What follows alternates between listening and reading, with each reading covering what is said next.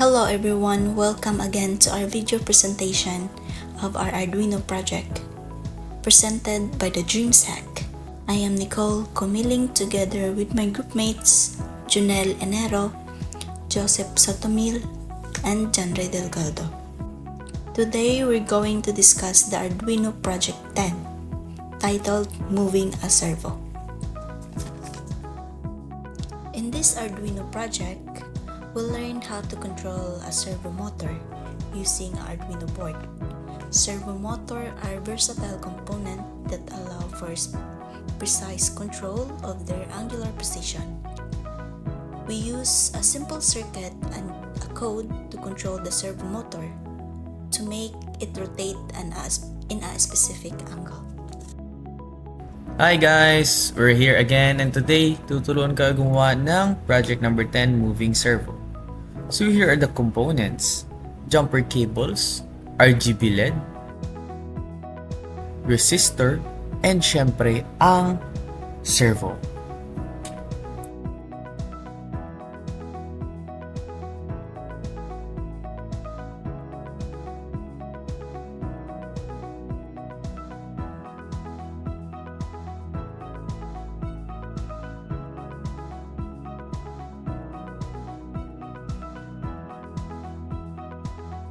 Hi, this is our source code for our challenge for Arduino Project 10, moving a servo.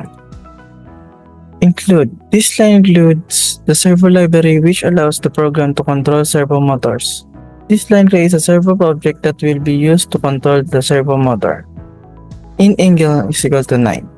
This initializes an integer variable angle setting its default value to 9. This variable will be used to store the angle position of the servo. Define pin numbers for RGB LED. Const in red pin is equal to 5. Set ups a constant integer red pin for the red color of the RGB LED connected to pin 5. Const in green pin is equal to 6. Sets up the constant integer green pin for the green color connected to pin 6. Const in blue pin is equal to 7. Sets up the constant integer blue pin for the value blue color connected to pin 7. Void setup. This touch the setup function which runs once the program begins. It's used for initializing settings. Servo attach.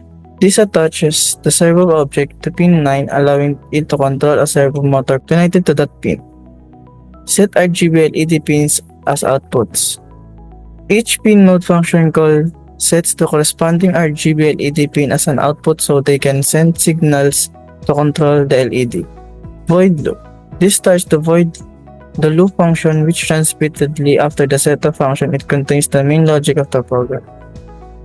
Move from 0 to 180 degrees and set RGB LED to green. 4. This for loop gradually changes the angle variable from 0 to 180, increasing by 5 degrees on each iteration. Servo right angle. This command sets the position of the servo motor to current value of angle. Set color green. This calls the set color function to set RGB LED to green, 0 for red, 255 for green, and 0 for blue. Delay 50.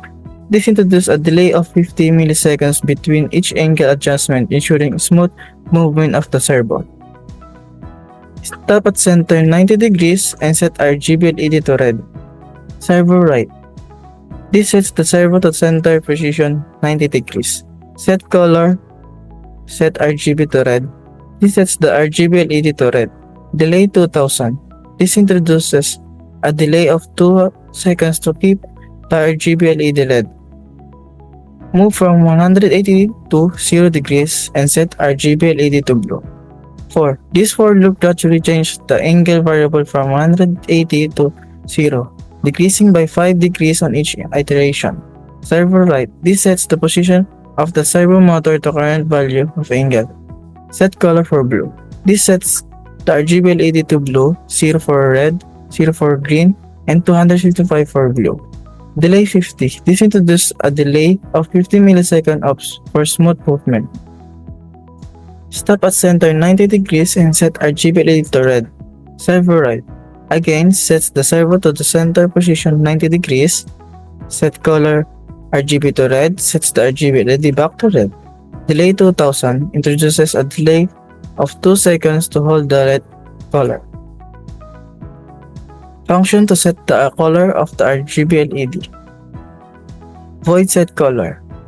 This begins the set color function which states 3 parameters for red, green, and blue values. Analog write red pin, analog write green pin, analog write blue pin. This line uses the analog write function to set the brightness of each color of the RGB LED based on the provided values. This Arduino program controls a servo motor and an RGB LED. Servo control: the servo moves from A0 to A180 degrees, pauses at 90 degrees, center, and then turns to 0 degrees, with delays to ensure smooth movement. RGB LED control: the LED display green while the servo moves left, red when the servo pauses at the center, and blue while the servo moves right, returning to red again at the end. The program continuously executes this loop, creating a visual effect as the servo moves and the LED changes colors. This setup could be used in various applications such as robotics or decorative projects where movement and light synchronization are desired.